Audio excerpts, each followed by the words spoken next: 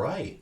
So hopefully Mickey should be with us in just a couple of minutes. She's got an Easter thing that she's doing, so it might be a little bit hit or miss with her right now.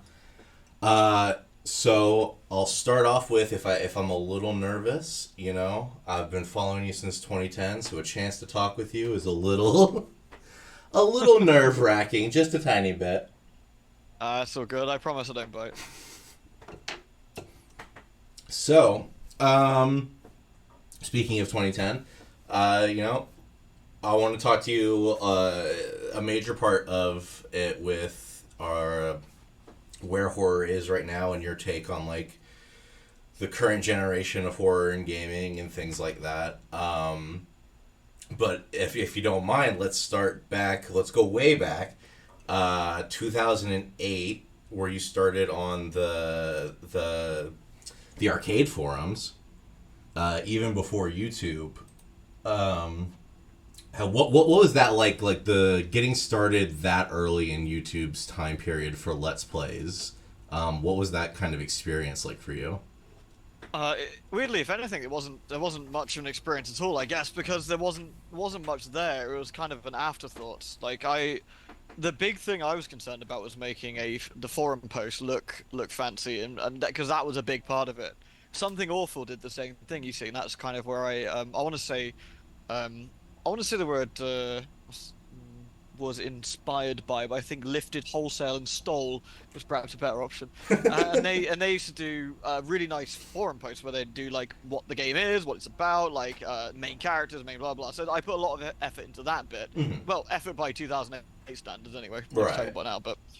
And then, so the actual uploading the video was like kind of whatever. Like I uploaded both to Google Video at the time and to YouTube. It didn't matter. It was just two alternative hosts for the video. I didn't put really any titles in the videos particularly. Tags I didn't really care about. Description was like an afterthought. It was just because the forum had it all, you see. Mm-hmm. And it was only after a little bit that I realized that people were actually watching them on YouTube as well as on PA, which is quite funny. Mm-hmm. Not something I ever considered. And YouTube was obviously a very different beast back then too. Yeah, you were even in before like Markiplier. What people consider now to be the big Let's Players, you came in before even any of them really got their start. Yeah, it was. When was trying to think when Amnesia sort of came around? That was kind of the big sort of push on that, wasn't it? Yeah. Was that 2010, 2011 maybe? I'm trying to remember. Just a little after that, yeah. Yeah, so that's where Let's Playing got mainstream, I would say. Whereas I think Something Awful and as a part of it, Penny Arcade forums as well, we had our own little very niche group of Let's Plays and that was enjoyed, and it wasn't particularly a big deal. It was just another part of the community, really. I don't think anyone thought it was going to be massive or really blow up.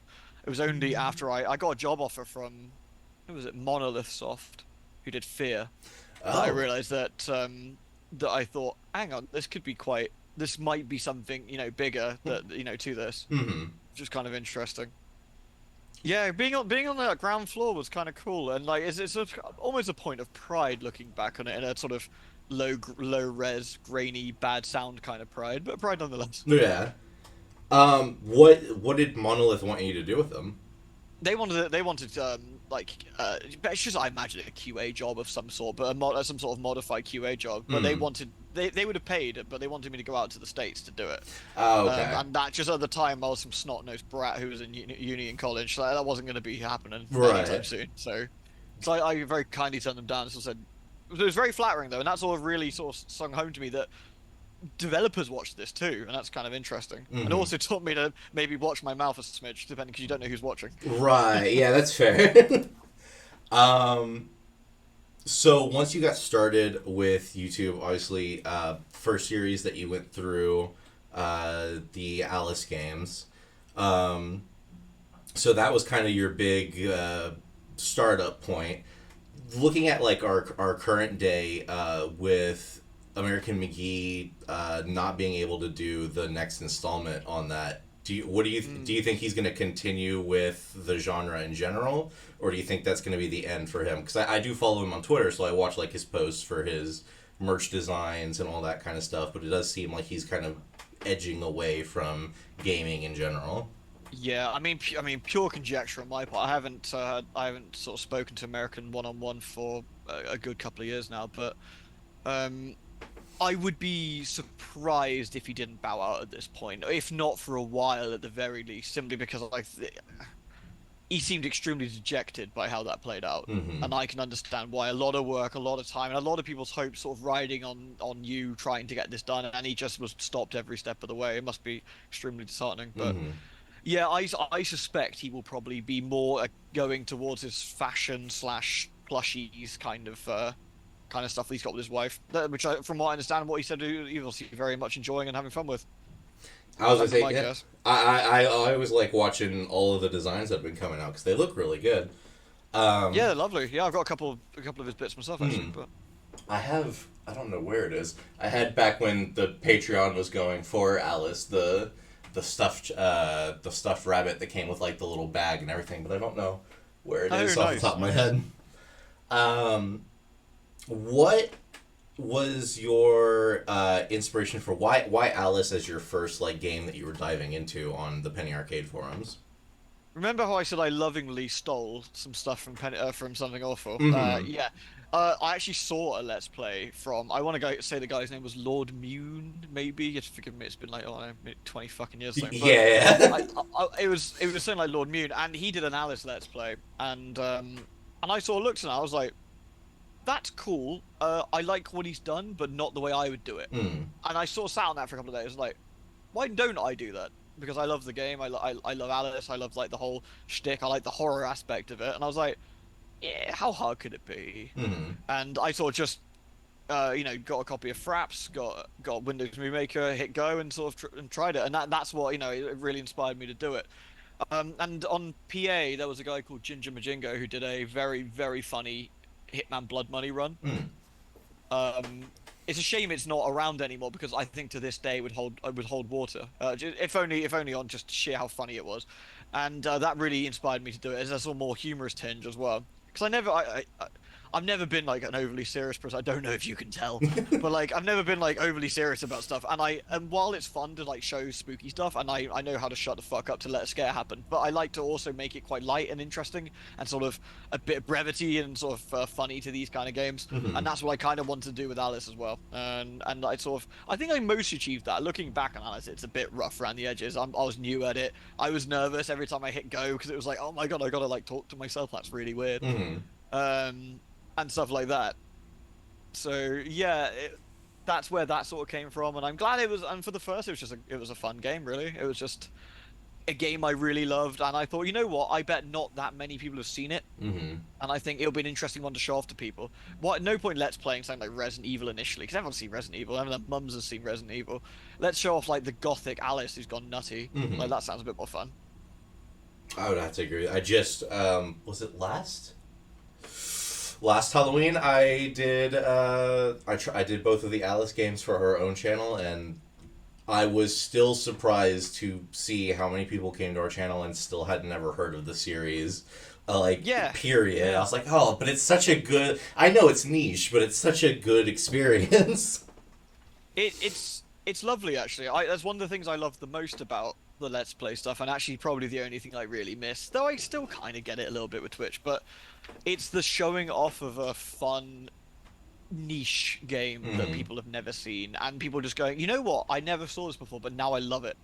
I never saw the series before that, but now I've got like an Alice dress up in my wardrobe, or I've got like I bought the knife, or or I bought the soundtrack, and I play the games every year, and I'm just like, you know what? That's really friggin' cool to hear. Yeah. Like, and that's always really nice.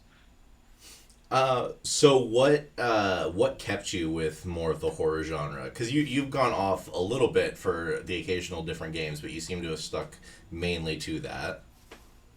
Certainly with YouTube, yeah, I try to always keep on brand, quote unquote, and sort of keep it spooky. I think it's because I love horror stuff anyway. I don't want to sound like some sort of like small teenage edgelord, but I always loved horror when I was a kid. It's so spooky and dark, and that was kind of the more interesting things to me. Like, ah, I mean, I recently finished playing it on Twitch actually, but Shadow Man for the N64, for example, back in Mm-hmm. the day, it's just there's something that really appealing about that very disturbing unpleasantness to that kind of game, especially when the internet wasn't really a big thing. Mm-hmm. and you didn't really have anyone else to sort of bounce the ideas off. So you just bought a game from the shop, and it turned out to be really unsettling and creepy. And that sort of always stuck with me. And I think, you know what, it'd be fun to share this with other people. Mm. And while Alice itself wasn't, it was it's horror adjacent, sure, but it's not. You're not going to be like jump scaring anybody with Alice or anything, right? It's more akin to your Silent Hill sort of horror than it is your Five Nights at Freddy's or whatever. But Sure, yeah.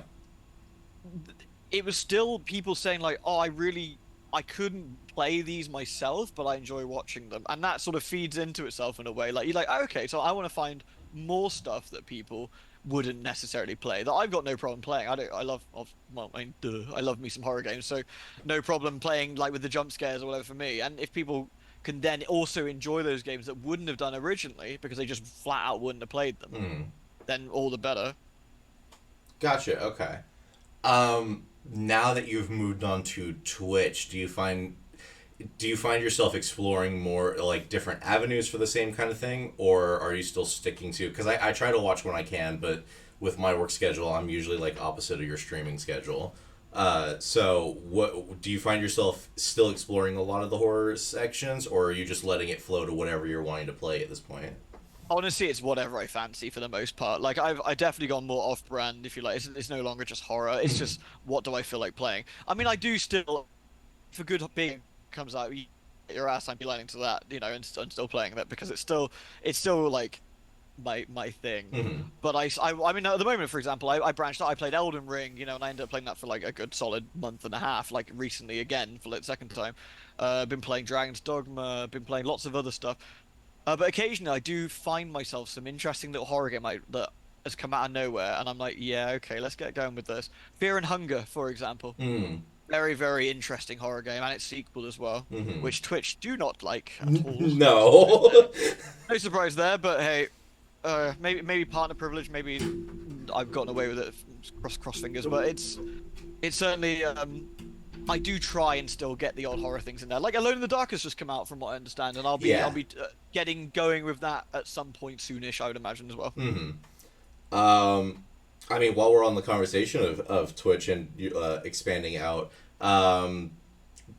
do you used to, we had the stream with Kiko a couple weeks ago. Do you still like do anything with Kleiker or any of the other like older YouTubers?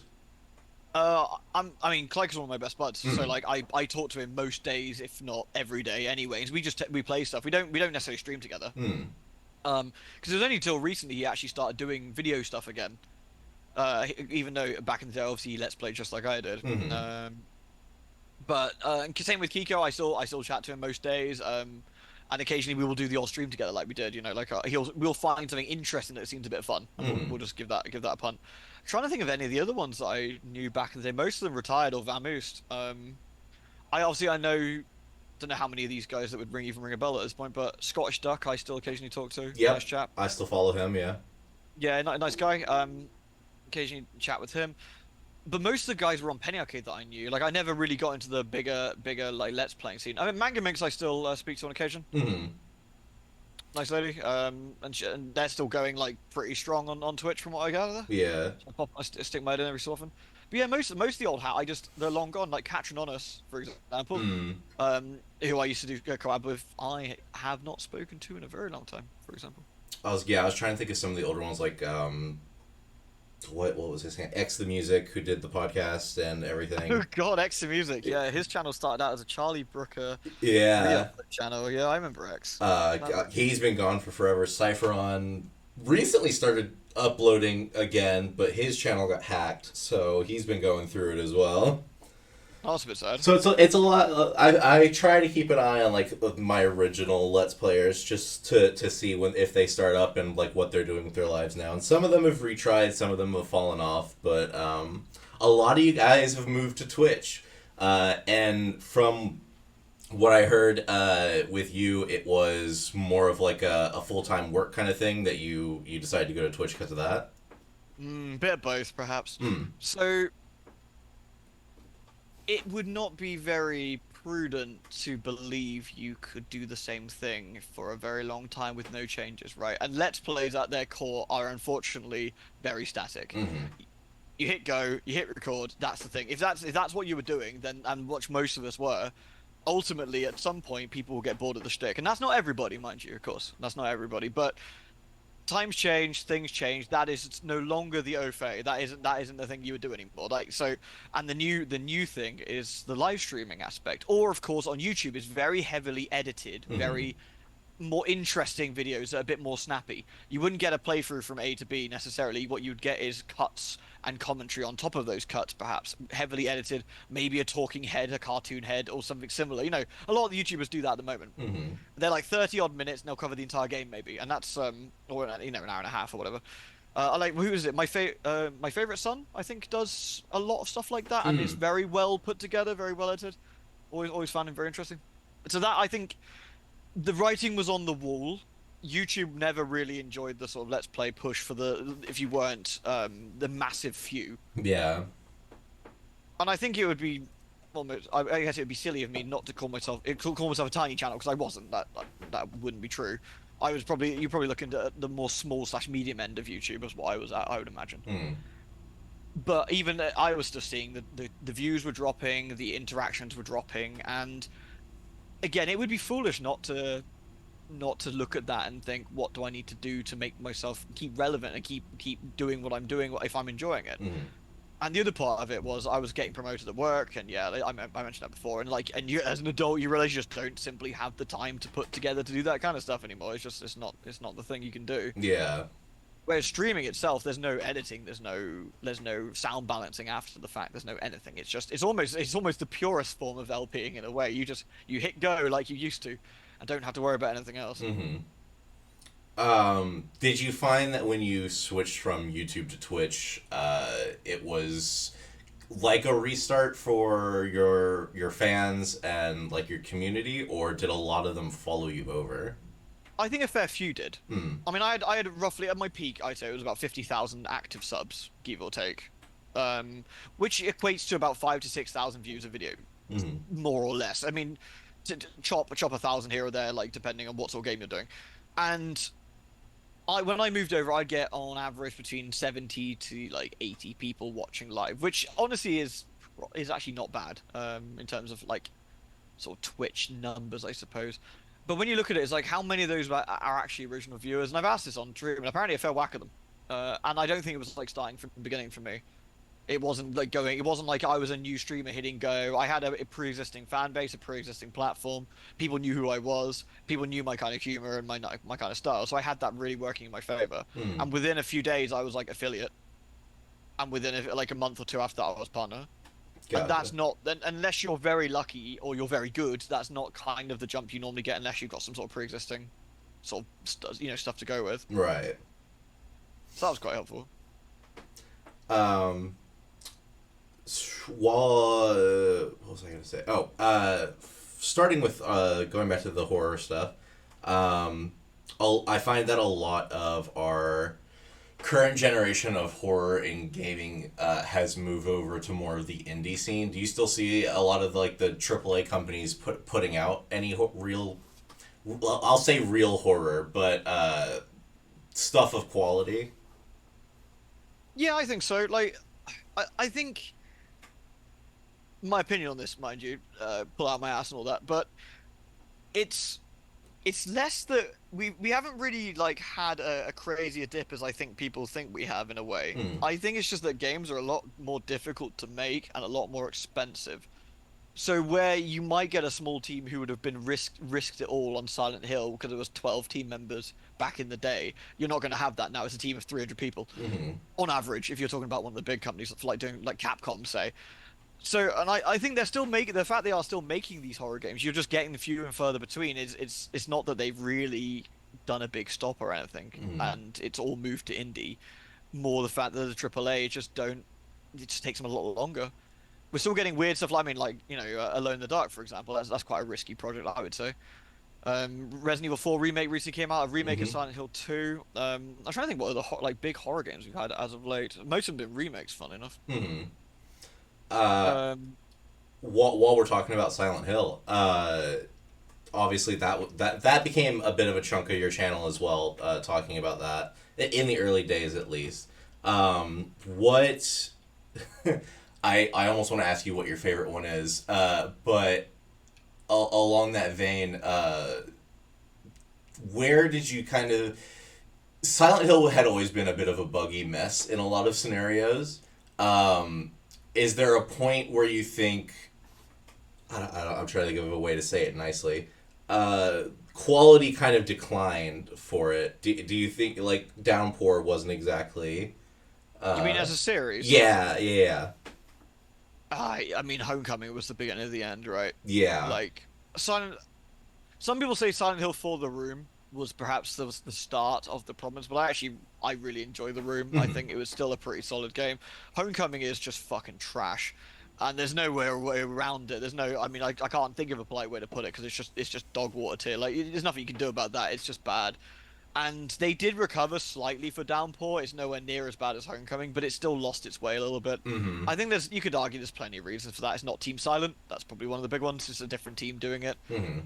The American teams took over, didn't they? I think different people, and I don't think it's in the case of the Japanese versus the Americans. I just think that the directors of those Silent Hill games had a very different vision of what they wanted, Mhm. and I think unfortunately that didn't really lend itself to that more subtle horror that Silent Hill was. I mean, look at Homecoming, right? Like the first 5 minutes of Homecoming, you've got blood, gore, big nurse titties, massive swords. Like there are pyramid heads here, and like friggin' cool, man. Look at this Jacob's ladder scene we're on. Bam, bam, quick time event. You're like, oh my god, what the Mhm. fuck? And then you've got Downpour, where you've got a prison scene, and they start over-explaining stuff as well, and they're just sort of not realizing the fact that kept Silent Hill quite interesting. It was quite mysterious. Mhm. Horror games have this horrible habit, and it's not just Silent Hill, and not just the later Silent Hill games, but they have a horrible habit of over-explaining themselves, and you lose all mystery and mystique. And horror is all about the mystique, in my opinion. Anyway, Mhm. obviously, but like it's all about the mystique. And as soon as you lose that and start trying to explain why things are happening or why stuff is going on in the town and why there was a cult of evil and blah blah blah, who cares? It's not. Mhm. It's not relevant. It's like trying to explain the backstory to Han Solo. Who gives a shit? It's not relevant. Like it's not important to the character. In which case, the character being the town. You don't Mhm. need that. What you need is a story set within that. It's like when you get the zombie apocalypse films, right? And they try to explain like how did the zombie apocalypse start? Who cares? It's not. Yeah. It's not the point. We just want the action of it. Yeah, what you're actually after is the human tale of it, right? In the zombie stories, it's the how do the survivors survive? How do they deal with the situation they're in? All Mhm. that kind of stuff. And whereas what your the Silent Hill equivalent is where they're like, well, let's go look at the lab where they made the zombie virus and let's explain how it works and it resurrects the bodies because it uses magic sites. Like, no one cares. Yeah. It's not. It doesn't matter. Yeah, and Silent Hill definitely went for a big sort of down sort of splat, didn't it? What were your last three games? You had Homecoming in 2009, 8. Yeah. Then you've got Downpour in 11, 12. You've got Book of Shadows, which is a dungeon crawler. Ooh boy. You've got Origins, which was PS2, which supposedly isn't too bad. I've never actually played that one, to be fair, but I've heard mixed things that it's all right. Mhm. You also had what am I missing? Oh, the Wii one, The Shattered Memories. Shattered Memories. I Yeah. really didn't care for that at all. Didn't care for that one at all. It was a weird. It was a very strange. Like having a retelling of Henry's story was kind of interesting, but I definitely like the whole gameplay aspect of it. Just was so strange to me after playing the PS2 ones for so long. It was intriguing, and I see what they were going with. Like having like Harry and yourself be psychoanalyzed Mm. was kind of intriguing. Like, what do they do the stuff like if Harry was gawking at the chest of the cop or whatever, then the rest of the game got a bit more sexualized. If Harry Yeah. took a swig of drink, like it's an interesting idea that I think, funnily enough, today's tech would probably make that a lot better Mm. because I think they were a bit limited with that. You got like four separate outcomes as opposed to maybe like 40 permeations, which could be quite interesting, but intriguing. But the problem is the gameplay surrounding it was crap. Mm. Like all that happened was you were safe until it got frosty, and then you ran away, Yeah. and then fine, like me.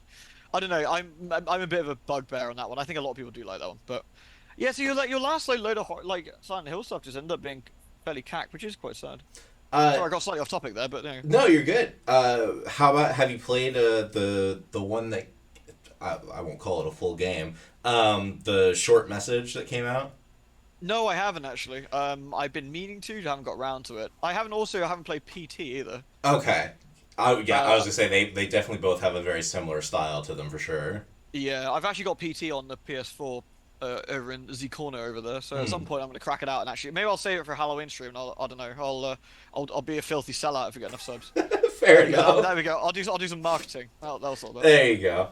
Um, well, talking about you talked about the human aspect of the idea of the like the zombie movies and things like that. Mm. In that case, do you find as jokey and comedic as the Dead Rising games are meant to be, do you find that they do that better than Silent Hill did in the ending of Silent Hill's era, at the very least, of like covering the Oof. human aspect? It's difficult to say because I mean, Dead Rising is such a kind of jokey sort of game, isn't it? It's Mm-hmm. hard to say. Sure, there are some more serious moments of it, but that's dispersed between a man wearing nothing but a Mega Man's like hat on or whatever, and just on his undies. So it's kind of a difficult one. I mean, I don't think the new Silent Hill games did it particularly well, but I think if you're talking about a serious take on it, then they did. Yes, they did a better job simply because that's what they were aiming for. Now, whether they succeeded fully, eh. But I Mm-hmm. think like Dead Rising is a Red Rising is what I'd also call horror adjacent in a way. Like you've got a setting which is enough for you to play. It's a playground where you've got a zombie setting, Mm-hmm. and there is a overarching story to the games. I know that there's the evil company, the virus. I think the second one has the kiddo gets bitten, and the dad's trying to look for the cure or whatever. But it's okay. I think it's a means to an end as opposed to anything else, and that's what the Silent Hill ending ones. They're a means to an end to their story as well. It doesn't mean they did a very good job, but I think they set out to do that a bit more seriously. So you could argue it. Hmm. I think if you gave me a choice, I'd probably not play any of them. That's fair. I would be interested to see if you do the short message on stream. I'll have to try to be there for that one because I'm interested to see Yeah, how you'll I take will that one. absolutely. Yeah, I will just simply to see it out. You know, like I've done most of the Silent Hill games for better for worse at this point. Yeah, It's the sunk cost fallacy. I've already put $200 into the bandit machine. I better keep going. You know, exactly. Yeah. Papa's gonna get a win. Um, but that one I felt had a lot of. It doesn't have like Pyramid Head or any of like what you would consider the recognizable aspects of Silent Hill. That's good. Uh, which I thought was I was like the idea behind it feels like a Silent Hill game, but the creation of it feels like an indie game, which I thought was like a weird takeoff of it. So I'll have to try to be there when you do it to see what your opinions are because I think if they could put out more content like that, it could restart the Silent Hill name if we tried to go a different direction with it. But I think at this point they're probably going to focus on those remasters and Yeah, the maybe two put that one remake to is gonna be the big bed. one. Yeah, the two remake will be the big make or break probably. Mm-hmm. Not entirely convinced of what I've seen on that one so far. Must Mm-mm. be honest. Yeah, not so much. The trailer that I saw didn't quite call out to me just yet. From what I've heard, that the trailer was edited in a reasonably poor way to make it look more actiony than it was, according to what I've read. Ah.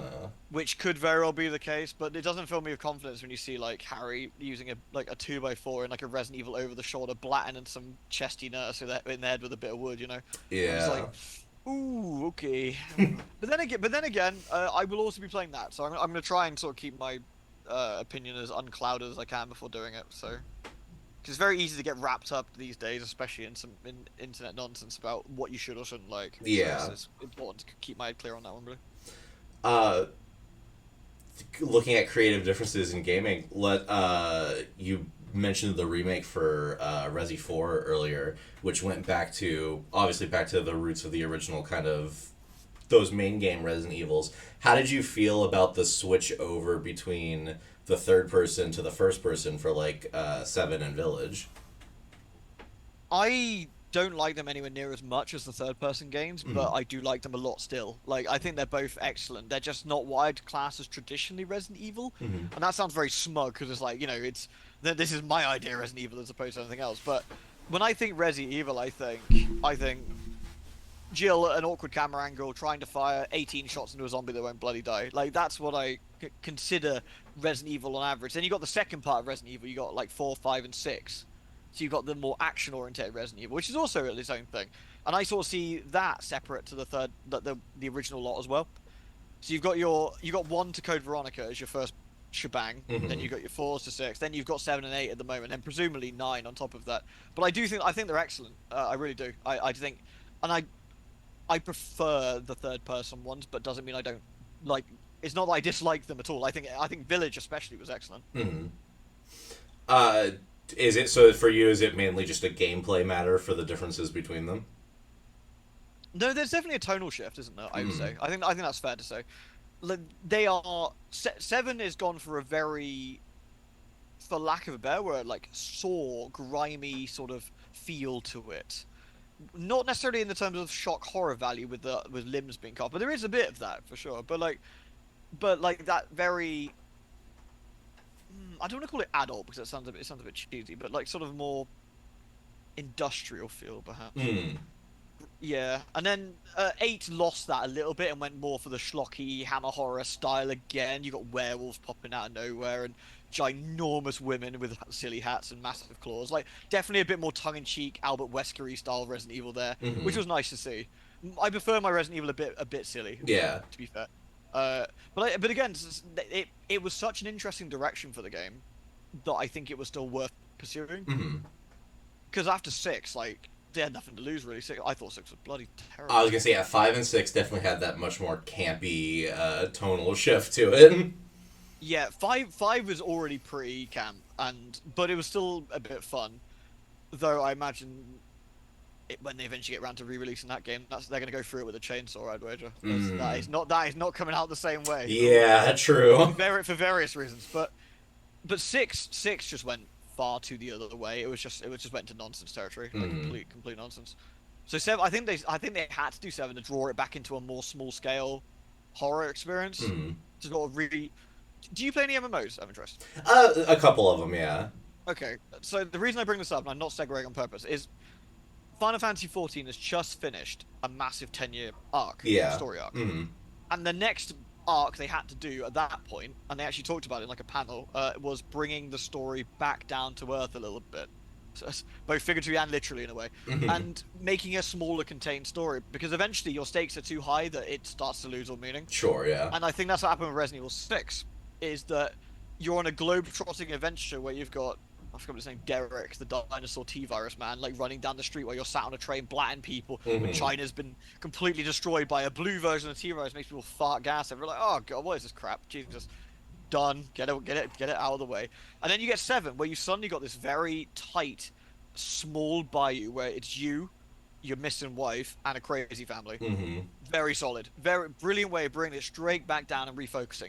And then you can do eight. You can do eight. Then you can expand again ever so slightly and do a bit more of a bit more scale to it. Now you have got a spooky castle with 9 foot tall mega woman, and have that sort of experience there and make it a bit more fun again. And I think they did a good job with that. I don't think it has been very easy Mm-hmm. to sort that. Yeah, I felt like 8 had a lot of the Resi 4 kind of environmental vibes to it, of the Yes, castle, the definitely. countryside, and this very limited like set area that you could go and explore through. Yeah, exactly. Like your protagonist blatting locals. Like in Resi 4, you're blatting Europeans, quote quote, and this one you're blatting Romanians, quote quote. They're looking a bit shifty. Better give them the bop. Mm-hmm. And again, it is a bit cheesy, but it's a lot of fun. And I also got the Resi 4 vibes from 8, Mm-hmm. especially going through the castle with the three daughters and Mega Mummy. Yeah. With the 4 remake, do you think it would? You have your preferred gameplay, of course. Do you think we're gonna go back to that, or do you think they're gonna try to continue the first person and like expand from there? I think they'll do both. Mm-hmm. I think you'll get your new village expansion as 9. I think you'll probably get that. They'll probably build on it. 8 was already pretty open. I think 9 will probably follow the more open world trend. I'd imagine where you can pick your scary bit to go to first or whatever. Mm-hmm. I think they'll also continue either remaking or evolving the older style as well. Like we've recently had obviously Resi 2 remake and Mm-hmm. Resi 3 remake, which I thought both were excellent. Um, I think you'll probably see. I think Code Veronica or 5. I think 5 is probably the most likely next one, albeit with some changes. Mm-hmm. But yeah, I think so you'll get like that dual style of games. You'll get one for everybody sort of thing. You'll have your first person spooks and your third person spooks. Gotcha. With those remakes, that's always been like something I consider when it comes to remaking and remasters. Do you think there was enough done to it to justify the remake, or was it just to try to keep Resident Evil like in the viewer's eyes? Hmm. I think the only one you could argue that with, weirdly, I think is 4, Mm. because the 4 remake is very similar in a lot of ways. They expanded on some stuff, sure, but it's a similar game. Mm-hmm. Whereas, because it was 4 is modern enough that the GameCube 4 is not particularly old in the gameplay sense. So the remake of 4 just feels more of the same. But sometimes I think that's okay. Sometimes you just redo the graphics, retidy it up, make it a little bit more accessible. Bam, new game. Because the way I was looking at it, right, the old game hasn't gone anywhere. Mm-hmm. You know, well, unless you're Blizzard, of course. But the old game hasn't gone anywhere, and that's fine. So if you don't happen to think that they've done enough to warrant it, then doesn't matter. Play the old one. Mm-hmm. If you think the new one is there and you want to give it a look, give it a pop.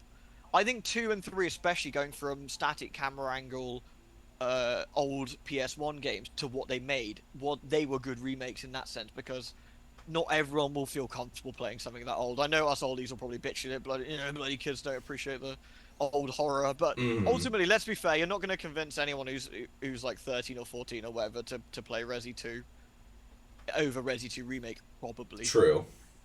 You could argue it to the cows come home, but I'll just go, yeah, but it looks crap. And you're like, yeah, no, it isn't though. Look, it just looks bad. Yeah, I swear. I can only hold 6 items. Yeah, I know, but that was part of the design. It's really annoying. Yeah, I know it is. That just it's part of the experience. Damn it. But yeah, you get a bit of that, right? And so sometimes the remake will then make them check out the older versions as well. So it can be good for that too. Mm. I think certainly those remakes all warranted it. Same with the Dead Space remake. I think that was, yes, it was very similar. Dead Space 1 is the same as Resident Evil 4 in the sense that the original game is modern enough. Mm-hmm. But sometimes it's nice to have like a coat of paint in it.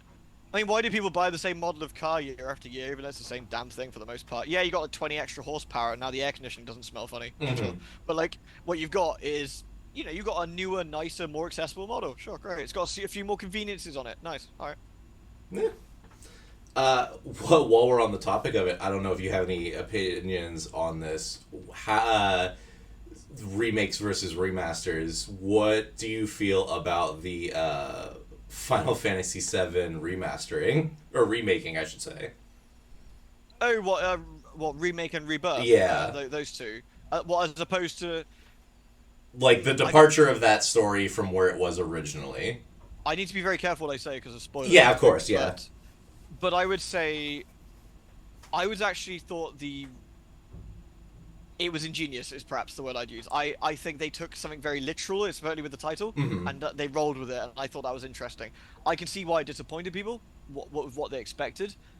But again, to be as polite as possible, the original hasn't gone anywhere. Yeah. I get that people waited for a long time for this to be remade into new shiny graphics, but sometimes maybe they thought doing exactly 1-to-1 wasn't going to be worth it, and they wanted to try something different, Mm-hmm. perhaps. And Yeah, the remasters are, yeah. I can see why people would be upset, I guess. yeah. I mean, I think they kind of learned that lesson when they redid Crisis Core of really the biggest changes was the voice acting, and not a lot of people were happy with that one. I've never seen Crisis Core, to be fair. Oh, okay.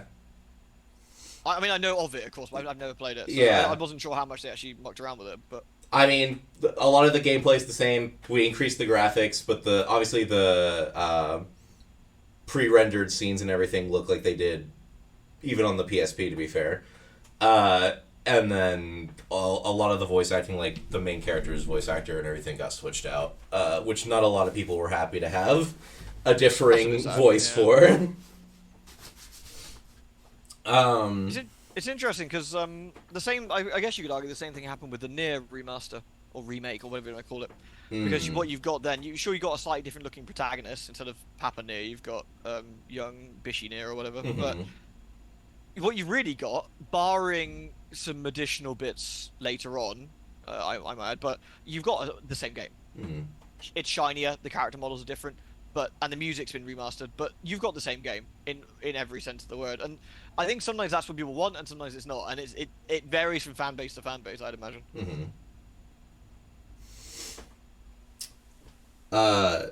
So while we're on that bit of not the same subject, I'm going back to horror again.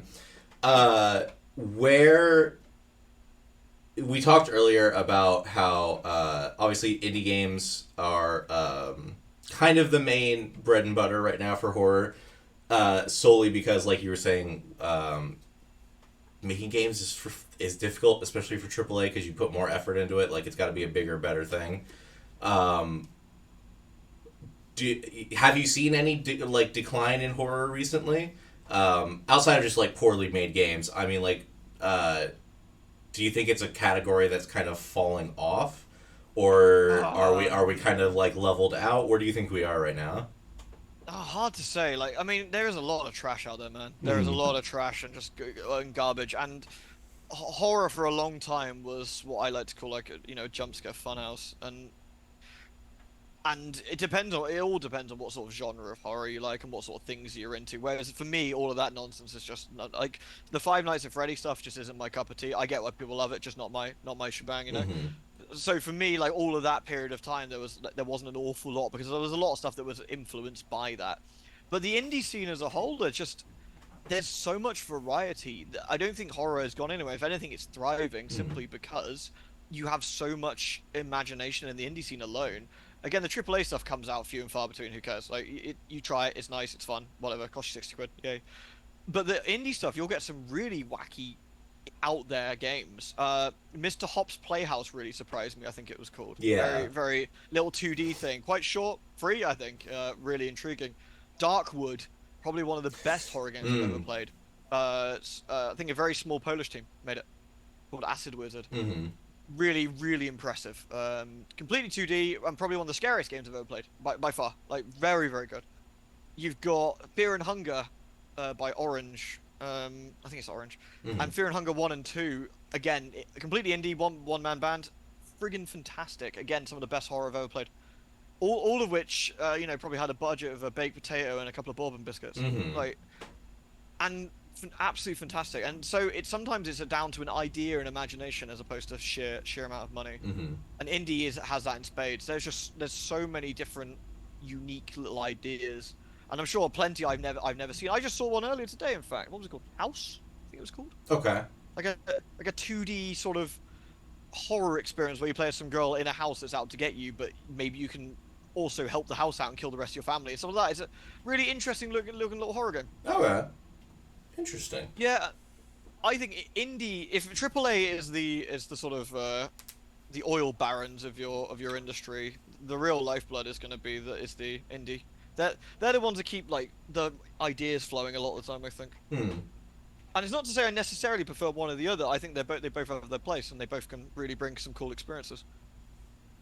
I do have another question to jump onto off of that, but I did have somebody ask if you enjoy the Plague Tale series. Plague Tale, Hmm. yes, actually, I've only played the first one. Poor Plague Tale, I keep forgetting about it. Hmm. I shouldn't do really, but yeah, Plague Tale was really, really, really okay. Fair It enough. was it was a solid all right, and I think the story was fun. Although had a few issues, sure, but incredibly well acted, I might add. Hmm. Damn, like the voice actors and the performances were killing it. The gameplay let it down a little bit because there's a few sections I feel just made me roll my eyes about how it's playing out. But overall, I did think it was okay, and Hmm. I had fun with it. I'm really looking forward to playing the second one. I haven't got around to it yet. Hmm. Uh, though there's a thing I have about horror games where I feel some of them overstay their welcome a little bit. I feel Alien Isolation did this. I know this is opinion normally gets tomatoes thrown at me when I'm streaming myself, but I think Alien Isolation was about 4 hours too long, for Hmm. example. And I feel Plague Tale was a smidge the same. I think it was probably a few chapters a bit too much. I Hmm. actually feel they could have probably put some of that late game blow onto the front and given us a bit more of the normalcy, so you can have the drastic difference between the normal life versus the on the run insane plague life. Sorry, I ended up expanding that a bit further, but yes, overall, yes, I do like them, and I'm looking forward to playing the next one. No, that's good. I think it was a good answer. You talked about the differences between in the current scene with horror, more of the jump scare games, with like Five Nights at Freddy's, which I'm just putting off to the side because I don't care about those ones really. But I often separate it from psychological and kind of jump scare horror as like the two main categories. Do you have a preferred uh section there? I think when I think like jump scare stuff, I'm thinking like the Fear series, where Alma can just be around any corner kind of jump scare. It's that quick, small jump scare rather than the entire game is based around it. What do you mean? Do you mean like does it bother me particularly like on in sense of? Well, I meant more like which do you prefer? Like, do you prefer like the psychological where it's all Oh, sorry, I'm with you. I'm with you. Yeah. yeah. I mean, yeah. I mean, my if I had to pick horror any day of the week, it's the psychological Mm. side of it for sure. Mostly because I feel jump scares. What's the best way to put this without being overly crude? Jump scares are your I've come to fix your pipes, ma'am, and then ending up having sex in the bedroom Mm-hmm. porn movie. Whereas your psychological horror is certainly your longer burn erotic fiction. You've got two very different things on the same subject, like, and they just blow their load far too quick with jump scares a lot of the time, and Mm. that's the real problem I have with them. You can build up a set of tension beautifully, and you don't have to make a stupid loud noise with it. You can just let it set.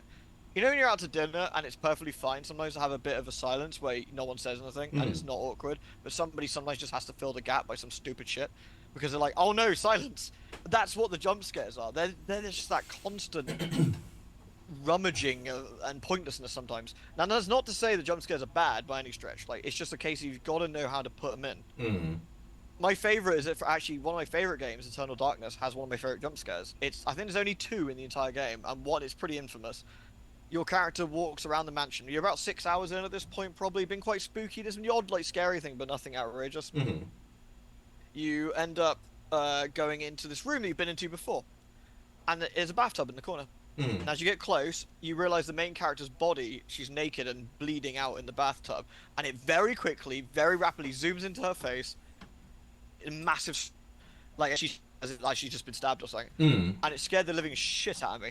And it almost does every time, and it's really, really effective because it built up that tension for a long, long time, and does one, and then it doesn't do another one, and so you have the tension of is there going to be more jump scares? Is there going to be another scare like that, or is that it? And it really knew the restraint.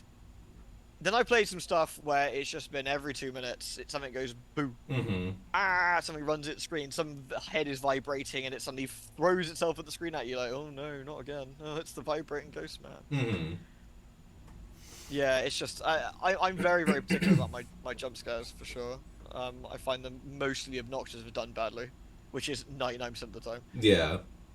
I'm trying to think. Oh, it was such an older game. It was built in the Half-Life engine. You went into a house and then you go to the old Nightmare House? Nightmare House. Thank you. I think that one kind of spaced out its jump scare horror a little well, For a didn't it? mod, for a mod game, from what I remember, it's been a while, admittedly, but from what I remember, Nightmare House was actually okay. Mm. I think it probably had a few too many, and as usual, probably overstayed its welcome a smidge. But it was mostly fine. It was no cry of fear, let's put it that way, which I very much dislike. Mm-hmm. God, I hadn't thought about Nightmare House in a long time. Uh, I've pulled up a list of like older games because I was trying to remember a certain series from forever ago, the Obscura series. Do you remember those? Yeah, I do. Yeah. Would you be interested in seeing either a new one or a remake of those come out? Yeah, sure. Fuck it. Why not? And that'd be like they were pretty damn funny. They were your Buffy horror, right? Mm-hmm. It's got some spooky stuff in there, but lots of quips, lots of silliness, teenagers making like dumb remarks, and like overall very hammy sort of horror, like where you're getting like it's like a 90s horror film in a game. You've got your jock guy who's willing to try and protect the girl or whatever, and it ends up like eating shit because of it. You've got your girl who's wearing pants that are far too short, or skirts or whatever, far too short. That's just frighteningly impractical. You've got your weird little creatures. You've got your spooky principles. The whole works. It's Mm-hmm. fantastic. Loved it. Incredibly dumb games. I loved every second of them. Like both of them were really really fun. Mm-hmm. Love to see another one. Or like more accessible versions of the current ones. Yeah, definitely. I mentioned Fear when I talked about jump scare horror. Now that was a series that was a bit hit and miss. I felt in its both its design and its storytelling. Specifically, getting into Fear 3, where we went way off the Oof. rails. Ooh. Do you think there would have been a way to? Should we have ended it with 2, or do you think there's a way they could have done 3 to put a nice button on it without going as wild as it did? Man, I think if we're being good about this, I think we should have ended it with one. Fair. Like two We is didn't need Bucket. no one needed Bucket, and honestly, two has aged horribly. Like especially the ending sequence, Mm-hmm. it's always been bad. I'm pretty sure I commented on the first time round. Yes. You probably know what I'm alluding to. Yeah. Oh, yeah. Yeah. Like it's a bad scene, it's a bad section, and it's a relatively poor game overall. Like the gunplay just isn't as good as Fear One. The engine change or whatever they did to it just doesn't feel the same, which is a bit of a bummer. Mm-hmm. The expand I would have preferred them evolve on where I thought Fear One was going. Mm-hmm. I think having more point man mucking around in Fear One would have been really cool. Uh, the expansions for Fear One were eh, Mm-hmm. not Yeah. great. And I see what you mean, and it's not like the story was Shakespeare in the first place or anything, but it did the job, didn't it? Like spooky ghost girl, skeletons on ceilings, exploding doors, ninjas, the whole works. It was Mm-hmm. fine. Again, it was just kind of it's that Resident Evil cheese, and I was there for it. Yeah. But I don't know what they were doing with 2 and 3. I haven't a clue. That, Damn. yeah. 3 went way off. The problem is I don't think you can recover that. Like, what do we even do with that at this point? No. Yeah. I Like, don't think you could anymore. No. I mean, what you started with 3, and you got like Hobo Point Man who's been like living off rats in the sewers or whatever, and Ghost Brother trying to run through boring standard stages of literally nothing and Call of Duty offshoots Mm-hmm. to go punch their mum or something. I don't know. Like, I mean, who would even look at that script like, shit, man, I don't even know what we do with that. I think you retcon it. I think you basically just make a new Fear 2 and pretend the rest don't happen. Mm-hmm. Fear 1 very much had the same kind of feel of Condemned Criminal Origins, I think, with potential to it that kind of went crazy in its sequels. Oh, Condemned 2. Oh, I haven't played that in forever. That went insane, didn't it? Mm. With all the Condemned 1 was like psychic slow and all paced. that. Yeah. Condemned 1 was like slow paced, like slow burn, very visceral, like melee combat thing, where your character moves at like -5 miles an hour. Mm-hmm. And then Condemned 2 was just like Royal Rumble Hobo Fighting Simulator 2000 like Extreme Edition with like crazy like psychic stuff, drug men, and like weird speakers or something, and a weird bear. Mm-hmm. Ugh, I don't know. Yeah, Condemn was an experience for sure. A lot of I could live without Condemn coming back, I honestly. can live without that. That's fair. A lot of those old series gave us a lot of interesting ideas for the future, at least. Um, like hell, oh God, I'm still on Fear. I'm thinking like that was I think the Fear series was a lot of origin stuff for you. FPS, Jesus, Mr. Shoddy. Yeah, a Uh, lot of like the tropes I used like all mm-hmm, came from there. I think shooting monitors to improve frame rate. mm-hmm, Oh, those were the days. Or just getting the game to work full stop. Like getting the recording software to behave back then was a pain in the ass, man. Like just the hard drives weren't built for it. Like these days, you just record an NVMe and like you have insta speed. Or you could just record streams for the most part and probably be fine. mm-hmm, Recording 4K without crippling your computer. Back then, recording like I'd have like 20 gigs free or something, and like it just ended up like mangling itself. I see in your comments, recording software are the worst. I agree completely. Like, like Fraps was. I mean, actually, no. In all fairness, Fraps does exactly what you want it to. You mm-hmm, say, Fraps, I want you to record this, and it goes, okay, and it gives you the largest nightmarish, huge chunk of a file you could possibly ask for. Do you get any split audio stuff in there? Nope. Do you get any ability to change the image quality? Nope. What do you get? You get whatever frame rate the game is giving you, if you're lucky, and it just works. I mean, mm-hmm. it definitely does what it says on the tin. That's the one thing I don't miss. The editing. So there's a bit Yeah. of a segue there, but oh, do not miss the editing. No, actually, I was thinking about all the bull that you had to go through to get stuff to work because I went through recently and tried to do Call of Cthulhu on the channel last year. Oof. And I had to Oh, go through did you your have fun with video. that? Yeah, oh yeah, I had to go through your videos and like, how did he get this to work? I was like listening to all the background information you gave on how you got it to work to try to figure it all out. I think the answer to that is with great difficulty. Yeah, with a lot of effort. That's a weird one. Like now you can get the GOG version as far as I think Mhm. because I streamed it recently. I think I used the GOG version, nice and easy. You just grab it, it works, and it has like a patch in there. Mhm. I had to friggin' piss around with the affinities on the core affinities to get it work when I did the replay of it on the channel. Mhm. So it could only have 3 cores running the damn thing, and any more than that would just hard lock. Yeah. Looking at certain angles would hard lock. And I was just like, oh, I was debating whether to toss the entire thing actually. I was like, I can't get this working, man. But once I got past a certain section, it sort of behaved itself a bit. But yeah, recording and like issues and hardware issues go hand in hand. I have Mhm. killed multiple PCs doing the Let's Play stuff over the years. I cooked at least 2 graphics cards. I have 5 dead hard drives kicking around somewhere that have just snuffed it. Multiple programs that don't work. Editing software that just gives up the ghost halfway through. Mhm. So many different things, and of course, internet as well. I mean, I live out in the middle of pissing nowhere, and having internet that can do more than like 3 pigeons worth of data transfer a day was difficult back in the day. So yeah, just that was always fun. What? Well, this is like a great nostalgia trip of reminding myself why I quit. I'm enjoying this. I'm glad I could help. Thanks, thanks. What now that you're on Twitch? Do you have any of those kinds of troubles now that you're on Twitch? I know our programs for it now are a lot more up to date to benefit the streamer. But do you still find like running some of the older games comes across as difficult for you? Sometimes older games always a crapshoot. I mean, I work in computers, right? I've got a bachelor's of honors in computer science anyway, and I work with PCs for a living. So I can fix a fair whack of the stuff if it's stuff that doesn't require like coding or a nightmare or hex editing perhaps. But Mm-hmm. most of your bog standard stuff I can probably suss, so it's not too bad, especially compared to when I started when I was at college. I was still learning, so I got like a lifetime of experience under my belt now.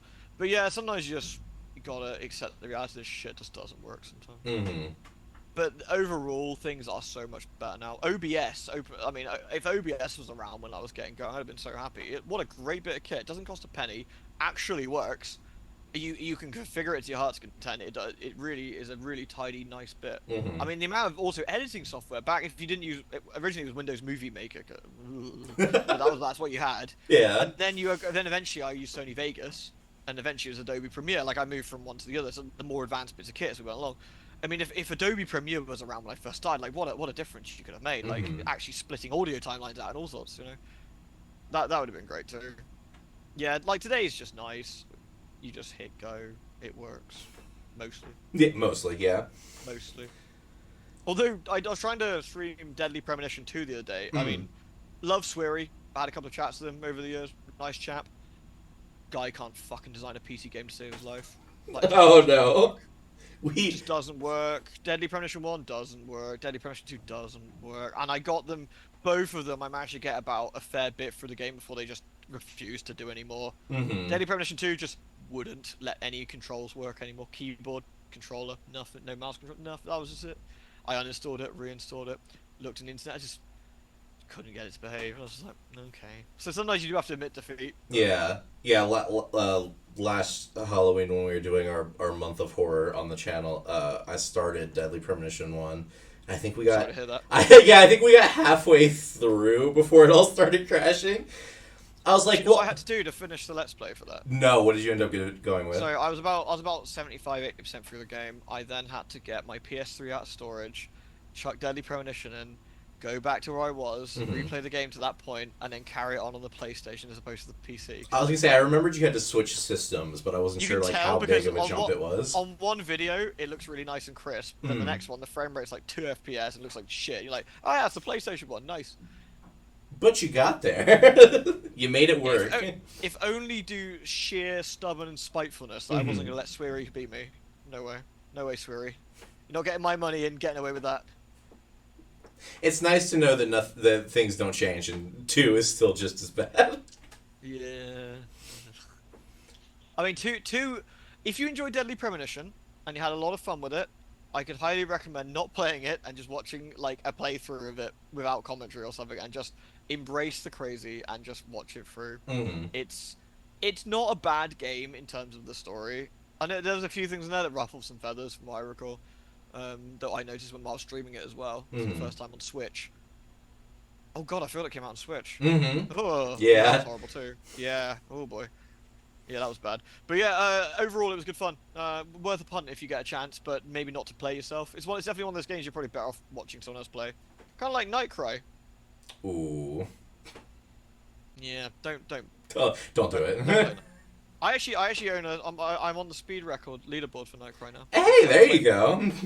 Yeah, it's nothing to be proud of. It's not worth it though. No, it's not. It's official. It's never ill. It's there now. I did it as a joke, and I actually got quite into it. And then I got. I think I was like fourth out of sixth. Hmm. Like there's only six people stupid enough to do it, and I'm fourth out of six. I'm pretty happy with that. There you go. No, no, Azzy, not Woo Nightcry. It's terrible. We hate it. We hate it. Looking at series, there's one more series I want to talk about before I go into a different thing. The Until Dawn game came out to, I want to say, tremendous reviews at the time. Oh yeah. A lot of people liked the way it happened. What happened with the sequel games? Oh, what do you mean the Man of Medan? Yeah, because I saw so many, I saw those games take such a huge dunk in reviews afterwards. Until the Quarry came out, I would have said they got lucky with Until Dawn, and they happened to stars aligned, and they managed to accidentally make a decent game. Hmm. But I think the Quarry shows that they just need time and budget to do it. I think perhaps like a few story editors here and there wouldn't hurt. I don't know. Like game design is difficult. And it's very easy for me to take pot shots, like out here when I don't make games. Of course, isn't it always? Hmm. But something obviously happened between them that it caused this issue. I would suspect the fact that they are lower budget and smaller in scope games probably did not help. Until Dawn was huge, had massive actors in it. I mean, had the lady from Heroes, isn't it, as the main Hayden Paternoster? Yeah, yeah. Yeah, I think her name is. Fantastic, of course. And got Mr. Robot in there and a few others, and just incredible. So of course, half of the time you're like more amazed with how good the faces look as well. Hmm. And they made a really cool, like a cool sort of a Native American tinge to it. On top of that, Hmm.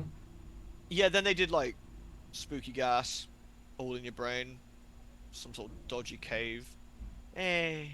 So I think perhaps it's going to be a time and money thing, because then the Quarry comes along and it's like, oh shit, that's really cool again. Like they've got these again massive actors in there, and they've got this huge budget, and it's incredibly mocapped, and Hmm. so it's weird. I just think they probably need time to make these things the way they should.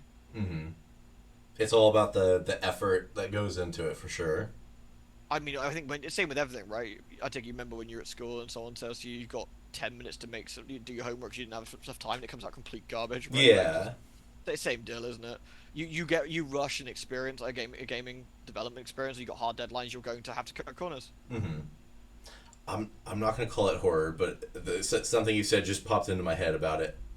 Days Gone as a as a game. Oh, well, the motorbike game. Yeah.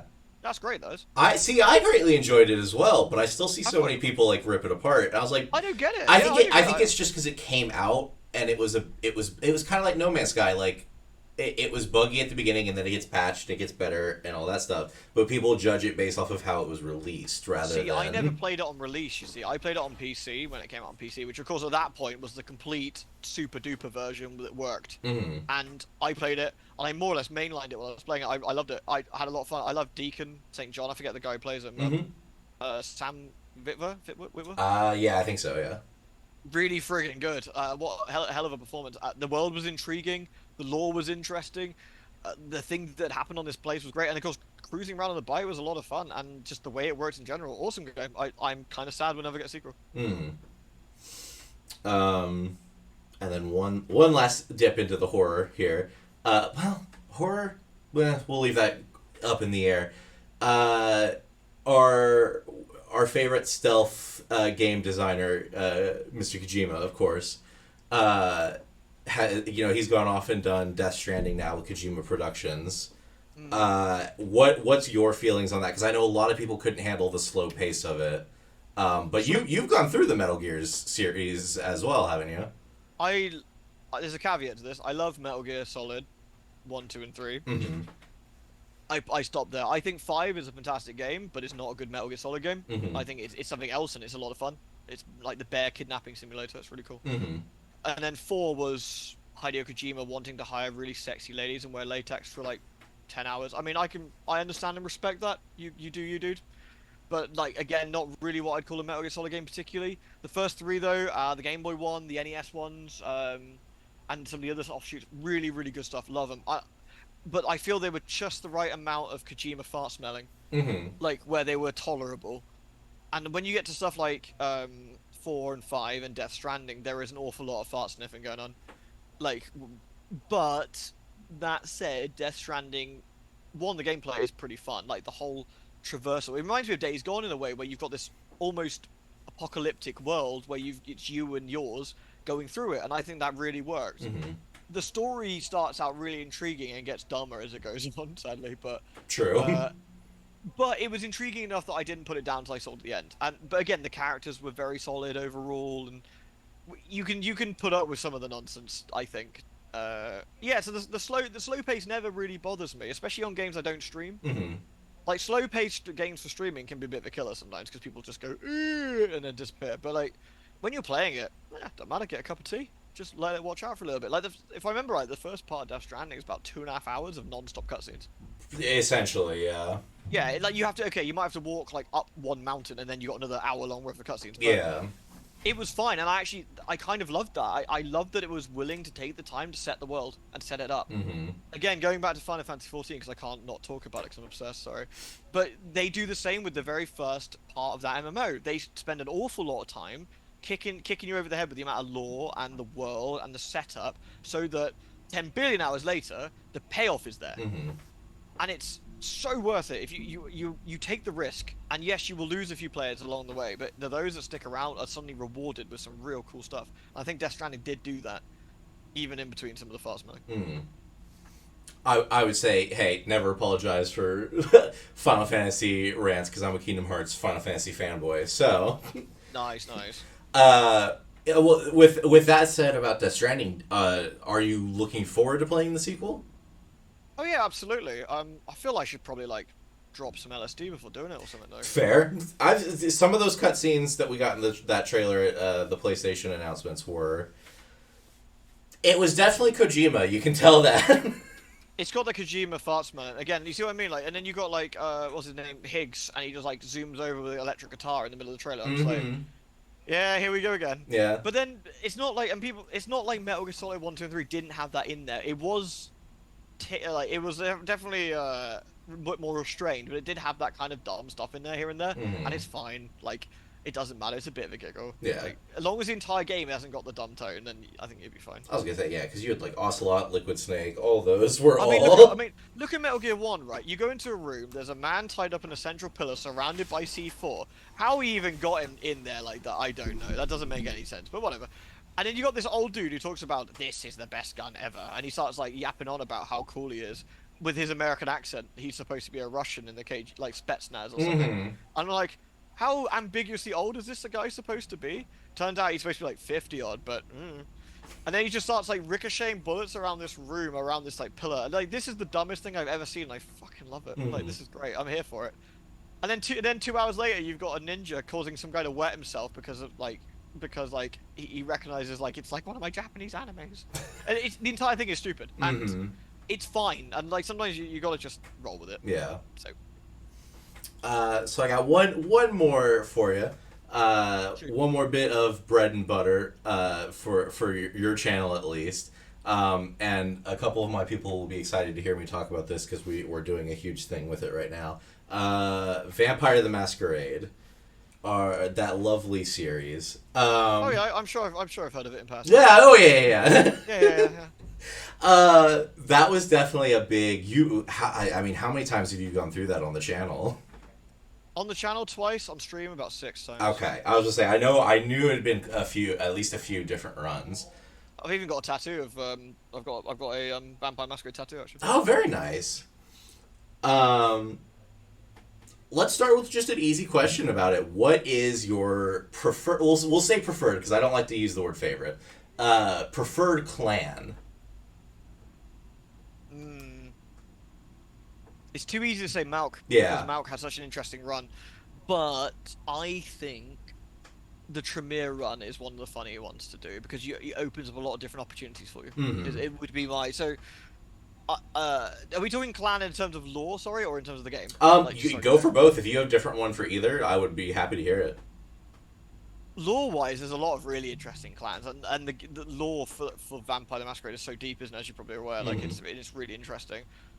Um, like the Salabria or the like the whole stuff around the Giovanni, I find really interesting. But if I had to pick the game, yeah, I mean, in terms of gameplay alone and just fun, the Tremere are fun. In terms of the overall experience, especially for a second playthrough, the Malkavians are hilarious. Hmm. The fact that both the male and female Malkavians get the insane, like, crazy costumes and get-ups, and they have a lot of fun, and it's just all nutty, and nobody can understand a word they're saying is a hell of a lot of fun. Hmm. Yeah, so I'd pick normal playthrough Tremere, silly playthrough Malkavian. If I That'd be my answer. That's fair. We did it last year on the channel, and I think Mickey did. What did Mickey do? What was Isaac? What was his clan? Isaac is a Bruja, I think. Okay, so I think we were in that one because she had him as Oh no, like no, sorry, he's Toreador. Sorry, Toreador. Isaac is That's not. what it is. Yes. Yeah, he's a Toreador. We had because we had him, and then I ran a Malkavian because I love the chaos of it. So that was it was fun to see her reaction to both sides, having seen so many different playthroughs of it, having fresh perspective eyes on it was really interesting. Um, Looking at it was never really horror per se. I think there was some with the social commentary might have been horror about it, and the bugs for sure. Um, what led you to doing that on the channel? Was that just you wanting to play it, or were you trying to show off kind of? I guess at the time it was more niche, but I feel like it's grown a bit recently as like It a was cult definitely more niche at the classic. time. Yeah, it was definitely more niche at the time. Definitely. It's really its appeal has grown over the years as more eyes have been on it. Mm-hmm. Especially as it flopped when it came out. Like, man, did it flop. But I did it because it was for me. I would say it was a horror game. I always argue horror is not necessarily going to just be gore, jump scares, and what you traditionally call horror, zombies or nightmare creatures. Mm-hmm. Vampires horror, the people, the vampires are fucking awful people, and the Mm-hmm. things they do to people is the real horror. The world they all live in is the crapsack horror, and that's kind of why I did it. I loved the game. I thought I could make an interesting run out of it. I thought I could do some fun stuff with it. So I really wanted to sort of show it off and role play that, and I think that would be a good one. Mm-hmm. And sort of in a more boring sense, I knew it'd be good for the channel too because it's a fun one, lots of engagement, lots of people having to chat about it, good stuff. Hmm. Outside of the basic idea of them being more of the violent people, do you see in vampire lore, are the Sabbat really the villains? Depends on, I guess it depends on like the Sabbat and depends on the storyline at the time. I Mm-hmm. think because like from they're trying to stop the apocalypse, but in their own way. But the way they do it is terrible. But like again, vampires full of terrible people. They're willing to embrace their beast as opposed to hiding it. There's a few things. Again, the Sabbat in the game are quite obviously the villains, right? Because they're just Mm-hmm. mustache twirling evildoers. Yeah. But the bottom lore is obviously a little bit more to it. Mm-hmm. I think you could probably argue that still the way they go about treating innocent people is not the nicest, and I think that's still going to lead you to the bad people. Whereas as much as they suck, the Camarilla and the Anarchs themselves, and day-to-day vampire people who are trying not to completely lose their humanity do tend to be better overall. Mm-hmm. But that's the interesting thing about World of Darkness. There's so many. It's more like different shades of grey as opposed to good versus evil, or because everybody sucks. Yeah. That's if you excuse the pun. Like that's kind of the fun bit about it. Nobody is coming out looking like a saint, Mm-hmm. and it's just how dirty are you gonna get. Yeah. I was gonna say the prince is still a mustache twirling villain. He's just at the top of a tower. You can't see him twirling his mustache. He should, yeah. Andre is a mustache twirling villain who lives in a house like made of flesh. He's kind of gross. The prince is a mustache twirling villain who lives in a tower of gold. Like, but they've got this different points of view for the same sort of silliness. Same Mm-hmm. with Ming Zhao. Same with everyone else. That's again, everybody sucks. Everyone's out to get you. Everybody does. And the beauty of that first game, Bloodlines, is that once you start role playing what your vampire can really do and what they actually are, makes the game a lot more fun, and that's why subsequent playthroughs are very interesting Hmm. because you start picking up on the very little hints that some people know what you are already, some people don't, some people realize later on, some people realize too late. Hmm. And the facial expressions and the writing and the voice acting are all fantastic and really allow for multiple playthroughs experiencing this. It's like watching the horror film Hereditary. Okay, yeah. Watching that multiple times gives you an entirely new experience because you're picking up on stuff you wouldn't have necessarily done the first time round. Hmm. And I feel Vampire is the same. You're getting these little hints, and I think that makes it very, very cool. Uh, Obviously, you do playthroughs. You want to hit every quest marker and every NPC you can to get all of the lore. Is there anybody that's on your list that is a? We'll go with both. Is there somebody, an NPC that you know for sure you're always going to speak to in a playthrough, or any NPC you wish you could avoid? I tend to avoid. Actually, it's mostly down to annoying quests that I don't like. Mm. I like to do most of them because there is a you obviously get experience out of it, so I always go out of the way to try and get all the experience. It's fun to min max in that game a little bit, unless I'm doing a challenge run of something. Mm-hmm. But I try to. I think Mitnick's quests I find a little bit annoying because the breaking in because the stealth in the game is a bit wonky. Yeah. And if you're playing certain clans, I do them. If I'm playing certain clans, I don't do them. So anyone with obfuscate, I will do Mitnick's quests because it's less painful. Because being fair, I know what all the codes are. I don't need to like have to guess Fair. what the codes are anymore. Because I played it far too many times. But Amalia kind of sucks as a people person, so her Mhm. quest is a bit like unpleasant. I don't think, barring that, I don't think there's. Oh, I do know one. I always refuse to do Romero's zombie quest. I was I'm playing just about to bring up the graveyard. Yep. yeah, if I'm playing someone with celerity, I'll do it because you can get around like reasonably quickly. Mm-hmm. As long as you've like got up, you've stopped some blood bags, you can just zoom around and do it. Otherwise, I just make sure my appearance is at least above 5, I think, and I just sleep with them. Mm-hmm. It's far easier, and it also makes them genuinely quite funny lines you get out of that as well. True. How about ones that you for sure always want to hit? Like, obviously, one of my favorite NPCs, Fat Larry, will always be. Yeah, We Fat gotta Larry's go great, see yeah. him. Yeah, Fat Larry's quest. Actually, the car park quest sucks, but I like Fat Larry, so Mhm. that's fine.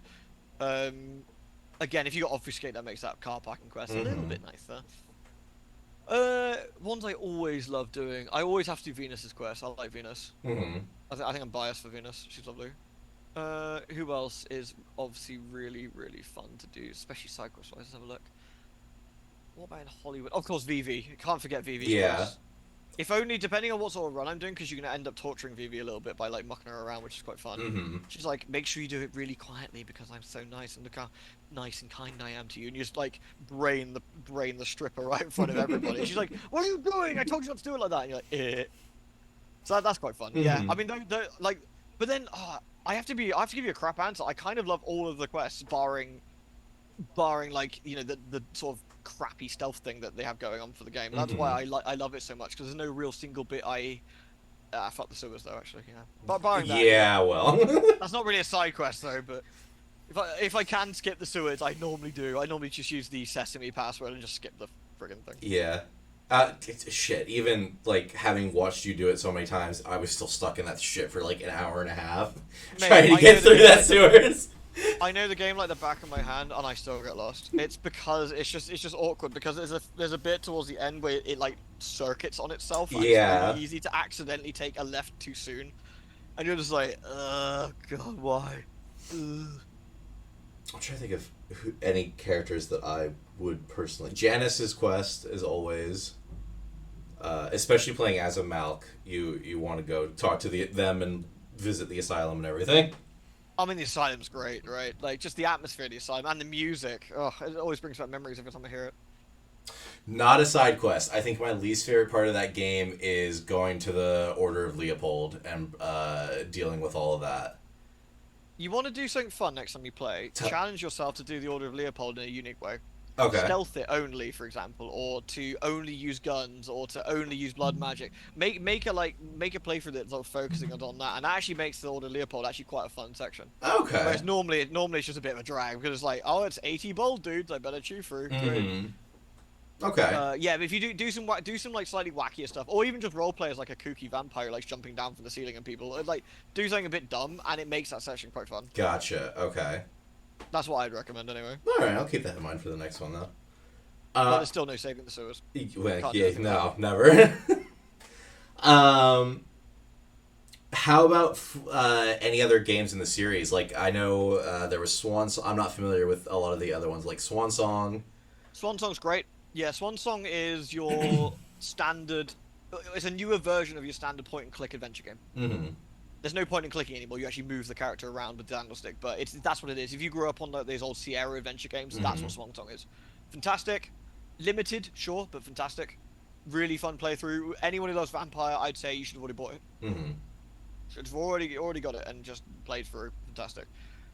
Coteries in New York is an interesting one. Visual novel. Yes, I have both of them. I just haven't played through them yet. I played a good couple of hours of Coteries. It seemed good. People want me to stream it, but the problem is voice acting 2.5 hours of constant talking just kills your voice. Yeah. So I just couldn't. It's just I was like, help me. But they were, from what I played, those were fantastic, Mm-hmm. and I'm looking forward to Bloodlines 2. I was gonna ask you about that. What your feelings were on the upcoming sequel? It's an interesting one. I spoke about this on stream a couple of days ago. I am looking forward to playing it regardless because it's more vampire. Mm-hmm. I think they've got a pretty rough job. You've got a cult classic, and making a new thing for cult classics always sucks. It's gonna be hard, and people are already upset that it's a standard character as opposed to you making your own character, for example. Mm-hmm. Whereas my rebuttal is you never really made a character per se. You picked a clan, and True, you got, like, yeah. you got a skin to it. But you could also you weren't a set character, so therefore you could make a role play as what you wanted to be. Mm-hmm. So that I can understand that. You've also got main character voice acting as opposed to silent voice, which means the lines can be more limited, which is a shame. Mm-hmm. You've also got no stat sheet anymore. It's skill points. It's all these. It's a more modern way of looking at stuff. Yeah. And I think, unfortunately, it's kind of a lose-lose for that company and for that game. Is that it's not. It's going to be directly compared against a 20-year-old game, which is now seen as one of the best games and best role-playing games and immersive sims of all time. But for the very longest time, was a buggy nightmare and barely worked. Mm-hmm. And while I love Bloodlines 1, it is probably my favorite game. It's to say it is a good game even today would, like, in terms of gameplay, would be lying. Bloodlines 1 has limited combat at best. The powers are samey, but they do just about work, and the game is a bit janky. The, the firearms can just be thrown out the window because yeah, and the firearms are messy and stuff like that. And so it's not like it was ever going to win the award for combat, but I think this is going to have an uphill struggle attached to it. I think it will be a very solid 6/7 out of 10 that people will say will be upset because it's not Bloodlines 2 per se. It's a new vampire game with the word Bloodlines 2 in it. But they also haven't shown off the hub areas. They haven't shown off the non-combat areas yet. Mm-hmm. So we could be pleasantly surprised with what they've got in store. yeah. If they can go as deep with the lore as they have before, then Yeah, they'll have I a think good it's chance. more likely. Did you ever play the Werewolf the Apocalypse game that came out? Oh, that sounds familiar. It was called Earthblood, I think it was. You played as, like, I forget his actual name. I call him John Video Games. I can't remember his real name. Anyway, he plays John Video Games, and he's a werewolf, and he just punches people really hard. And what you've got is a pretty standard action game, and I imagine the werewolf fans really wanted this lovely role-playing thing, and what they got was that. Mm-hmm. And I think I wouldn't be overly surprised if this is the equivalent. Okay. Like a more action-y thing than a role-play thing.